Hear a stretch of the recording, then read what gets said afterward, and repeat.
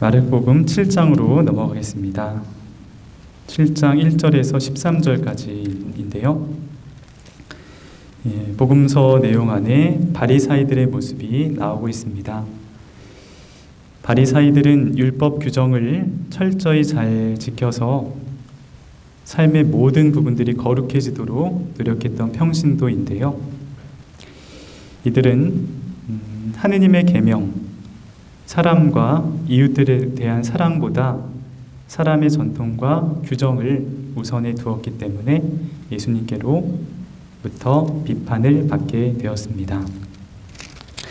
11절에 보면은 코르반이라고 하는 단어가 나옵니다. 코르반이라고 하는 말의 뜻은 봉헌 예물이라는 뜻인데요. 유다인들에게 코르반 서원이라고 하는 것이 있었습니다. 이 서원은 개인이 재산을 지니고 있을 때 자신이 지닌 재산이 종교적인 용도로만 쓰일 수 있도록 그것을 성전에 바치겠다고 서약하는 것입니다. 그런데 이 서원은 한번 서원하면 중간에 포기하거나 취소할 수 없고 반드시 지켜야만 했습니다. 이 코르반 서원과 연관되는 것이 부모를 공경하라는 하느님의 계명입니다. 하느님의 계명, 부모를 공경하라. 이 계명에 따르면 늙고 병들어 있는 부모를 부양할 책임이 자녀에게 있는 것입니다. 그런데 자식이 어려운 부모를 돕는 데 필요한 재화를 이미 거룩한 곳에 바쳤다고 하면 코르반 서원을 하면서 재산을 성전에 바쳤다고 이야기하면 그 부모는 도움을 받을 수가 없었습니다. 가난하고 병든 부모는 그 규정 때문에 외면당하고 또 부모를 돌보라는 하느님의 말씀이 헛되게 되는 것입니다. 그래서 예수님은 규정에 너무 얽매여서 가장 가까이에서 함께 돌봐야 하는 부모를 돌보지 않는, 사랑이 없는 이 바리사이인들을 비판하시는 것입니다. 그리고 뒤편에 다음으로 넘어가세요. 24절부터 30절까지 시리아 페니키아 여자의 믿음 부분입니다. 이 내용을 보면 예수님께서 평소와는 조금 다르게 사람을 대하시는 모습이 나옵니다. 평소에는 당신에게 다가오는 많은 사람들, 가난한 사람, 병자, 고통받고 있는 사람 한 번도 외면하지 않으셨는데 당신을 찾아온 여인에게는 매우 냉담한 모습을 보이시죠. 특별히 이스라엘 사람들이 이방인들을 무시할 때 사용하였던 강아지라는 말을 하시면서 여인을 대하십니다. 냉담한 모습을 보인 이유가 무엇일까 생각해 보면 그 가난한 여인을 무시하거나 또 그녀에게 관심이 없어서가 아니라 가난한 여인의 그 여인이 지니고 있는 믿음을 드러내 보여서 주변에 있는 사람들에게 믿음이라고 하는 것이 무엇인지를 잘 가르쳐 주시고 싶었던 것입니다. 여인은 예수님의 생각대로 강아지라는 말을 들으면서도 무시를 당하면서도 계속해서 자신을 주님께 내어 맡겼습니다. 주님께 신뢰를 두었습니다. 여인이 보여준 모습처럼 자신의 자존심, 힘과 능력, 자신을 드러내는 모든 것들을 다 내려놓고 온전히 주님께 의탁하는 것이 바로 믿음입니다. 십자가의 성 요한 성인은 이런 이야기를 전하셨습니다. 우리가 자기를 내려놓으며 완전한 무, 없을 무자이죠. 완전한 무에 이를 수 있을 때 우리 영혼은 완전한 전부이신 하느님과 일치할 수 있다.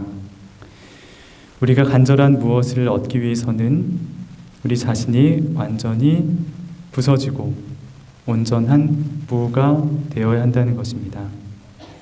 무가 되었을 때 하느님을 얻을 수 있다는 것입니다. 자신을 비워내고 내려놓는 것이 어렵지만 우리 자신을 드러내는 자존심, 힘, 능력들을 다 내려놓고 주님께 자신을 내어 맡길 수 있는 그런 저희들이 되었으면 좋겠습니다. 네, 37절까지 내용 이렇게 봤고요. 37절이 아니죠. 30절까지 내용을 봤고요. 마르코복음 7장 마지막 부분입니다. 귀먹고 말 더듬는 일을 고치시다. 오늘 이 복음 말씀을 보면 귀먹고 말 더듬는 일을 치유해 주시는 모습이 나오는데요. 예수님께서는 그 병자에게 당신의 병이 나아라 라고 한 말씀만 해주셔도 치유가 되었을 것인데 오늘 복음서를 보면 여러 행동들을 보이시면서 병을 고쳐주십니다. 5가지 행동을 보이시는데요. 어떤 모습을 보이셨는지 한번 같이 볼까요? 33절에 있습니다. 예수님께서는 그를 군중에게서 따로 데리고 나가셨습니다. 많은 사람이 모여있는 혼잡한 곳을 피해서 안정을 취할 수 있는 조금 떨어진 곳으로 그를 불러내셨고요. 두 번째는 당신 손가락을 두 귀에 넣으셨습니다. 그리고 침을 발라 혀에 손을 또 대어주셨고요. 이어서 하늘을 우러러 한숨을 내쉬고 에파타 열려라 라고 말씀을 하셨습니다. 예수님을 만난 병자의 마음은 어떠했을까 생각을 해봅니다. 예수님 시대의 병자는 죄인 취급을 받고 격리된 삶을 살았기 때문에 육체적인 아픔과 더불어 마음의 병도 컸을 것입니다. 그런데 예수님의 따뜻한 그런 마음을 하나씩 받게 되면서 마음의 상처가 치유되고 그의 몸도 조금씩 더 좋아지지 않았을까 생각해 봅니다. 실제로 따뜻한 마음을 통해서 우리 몸과 마음이 회복되는 모습들을 보게 되는데요. 저도 예전에도 그런 체험이 있습니다. 예전에 어떠한 분을 만나면서 영적인 아픔, 육체적인 어떤 질병이 치유받게 된 적이 있었는데요. 예전에 본당에서 지내면서 기도 생활을 잘 하지 못하고 다가오는 유혹들에 넘어가면서 죄를 계속 짓게 되고 또 건강하지 못한 모습으로 지낸 적이 있었습니다. 영적으로 기쁨도 없고 무기력한 모습으로 하루하루를 지냈는데 그러던 중에 고해성사를 드리러 명동 성당에 갔습니다. 고해소 안에는 수도회 신부님 한 분이 계셨고 저에게 성사를 주셨는데 성사를 드리면서 죄의 고백을 듣고 단순하게 사제경만 드리고 고해 성사를 끝낼 수도 있었는데 성사를 보러 온 저에게 성사를 보러 참 잘 오셨습니다 라고 이야기를 해주셨습니다. 그리고 제가 이야기하는 것에 저의 말에 공감을 하면서 마음으로 잘 들어주셨습니다. 또 후나 말씀을 해주셨는데 그동안에 부족한 것들이 있지만은 그래도 하느님의 사랑을 믿으면서 죄를 지으면서 생긴 무거운 짐들을 다 내려놓고 편안하게 지내라는 따뜻한 말씀을 건네주셨습니다. 그 말씀을 듣고 고해소를 나오는데 그동안 저를 억눌렀던 죄로 인한 무거움이 모두 다 사라지는 느낌, 뭔가 마음이 너무 가벼워져서 하늘을 나는 듯한 기쁨을 얻게 되었습니다. 그리고 그 이후에 몸도 더 좋아지게 됐습니다. 따뜻한 마음을 통해서 상대방의 아픈 몸과 마음을 어루만져 줄 수 있기에 우리 역시도 그 마음을 품고 이웃들을 대할 수 있었으면 합니다. 네, 그리고 이제 8장부터 내용인데요. 8장의 내용은 사실 이번 주간의 복음 말씀입니다. 그래서 이 내용은 따로 말씀을 드리지 않아도 될 것 같고요. 어제 강론 시간에 말씀을 드렸고 또 내일, 모레, 글피까지 미사 강론 시간을 통해서 또 이 내용들을 들으실 수 있기 때문에 이 부분들은 조금 생략해도 될 것 같습니다. 그리고 한 가지만 보면 마지막 부분 마르코 8장 34절에서 38절까지 내용인데요. 누구든지 내 뒤를 따르려면 34절입니다. 자신을 버리고 제 십자가를 지고 나를 따라야 한다라고 말씀을 하십니다. 예수님께서 십자가를 지고 나를 따라야 한다라고 말씀을 하시는데 이 복음 말씀을 묵상해 보면서 지금 하느님께서 저에게 맡겨주신 십자가는 과연 무엇일까 생각해 봅니다. 교우분들에게도 하느님께서 나름의 십자가를 맡기셨을 텐데 그것이 무엇인지 한번 생각해 보시면 좋겠습니다.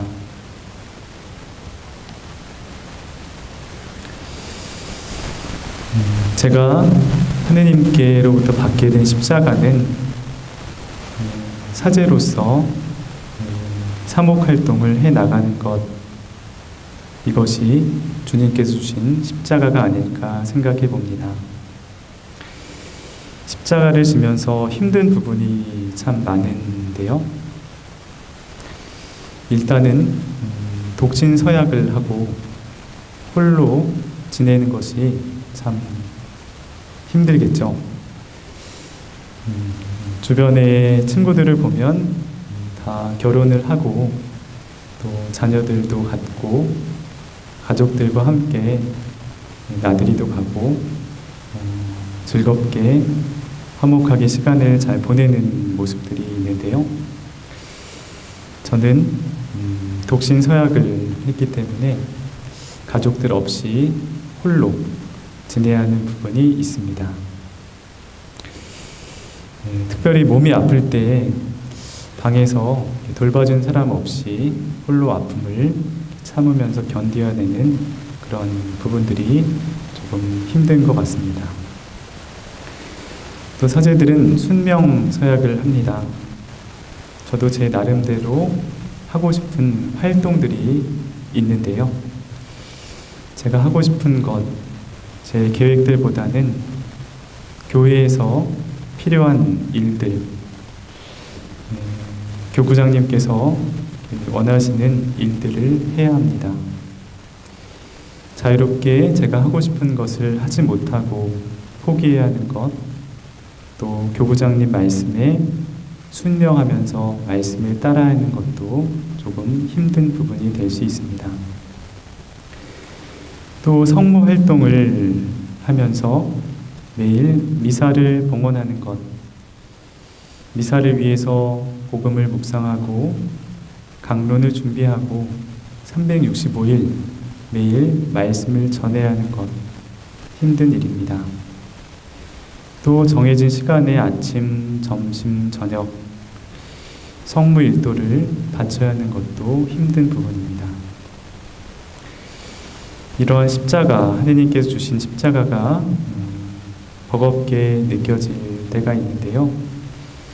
그래도 기도 안에서 제가 깨달은 것은 하느님께서 무거운 십자가를 들게 하시지만 그것을 잘 짊어지고 갈 수 있도록 도움을 주신다는 것입니다. 사목 활동을 함에 있어서 옆에서 도움을 주는 분들, 주인 신부님, 또 수녀님들, 또 함께 일하는 교사들, 청년들, 또 저를 위해서 기도와 사랑을 주시는 교우분들, 사랑과 응원을 주는 어린 친구들도 많이 있습니다. 이분들의 도움 덕분에 그래도 기쁨을 얻으며 주어진 사목 활동을 해 나가고 있습니다. 하느님께서는 무거운 십자가를 지게 하시지만 그것을 잘 짊어지고 갈 수 있도록 도움을 주신다는 것 한 가지 깨닫게 되었고요.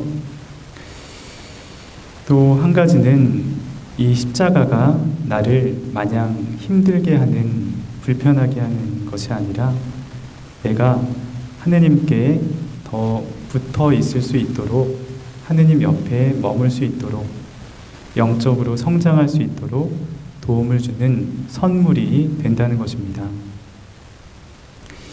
예를 들면 사제의 의무, 성무 일도를 바쳐야 하는 의무가 있고, 또 매일 미사 안에서 강론을 준비해서 해야 합니다. 기도와 또 강론을 하지 않는다고 하면 자유롭게 편안한 삶을 살 수도 있겠지만 예수님과 더 가깝게 머물지 못하고 계속 멀어질 수가 있습니다. 매일 강론을 준비해야 하기 때문에 예수님 복음 말씀을 더 보게 되고 예수님에 대한 묵상을 하게 되고 묵상을 통해서 예수님을 더 깊이 만날 수 있게 됩니다. 또 성무 일도를 매 정해진 시간에 바쳐야 하기 때문에 그 시간만큼은 성전에 가서 기도하면서 예수님을 만날 수 있고 또 제 마음속에 어떤 부정적인 마음들을 정화시킬 수도 있습니다. 이것을 통해서 십자가라고 하는 것은 마냥 나를 힘들게 하는 것이 아니라 내가 더 예수님 안에서 조금 더 편안하게 행복하게 살 수 있도록 저를 이끌어 주는 선물이 된다는 점 또 깨닫게 됩니다. 우리 교분들께서도 하느님께서 나름 건네주신 십자가가 있을 것인데 그 십자가를 비록 무겁지만 하느님께서 원하시는 모습으로 잘 짊어지고 갈 수 있으면 좋겠고 이 십자가를 짊어지고 간 뒤에는 하느님과의 기쁜 만남이 기다리고 있고 또 부활이 기다리고 있고 또 이후에 우리가 사랑하는 사람들 만나서 더 행복하게 지낼 수 있다는 점 기억해 보면서 힘든 십자가 여정을 주변의 동료들, 가족들, 이웃들과 함께 서로 도우며 기쁘게 걸어 나갈 수 있으면 좋겠습니다. 네, 제가 준비한 내용은 여기까지고요.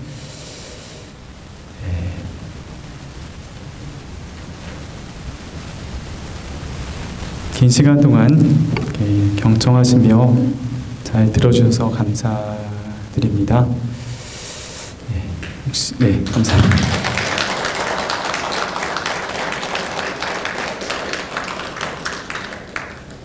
그러면 마침 기도 바치고 오늘 시간 마무리하겠습니다. 성모송과 영광송 기도 바칠게요. 성부와 성자와 성령 이름으로 아멘. 은총이 가득하신 마리아님 기뻐하소서. 주님께서 함께 계시니 여인 중에 복되시며 태중의 아들 예수님 또한 복되시나이다.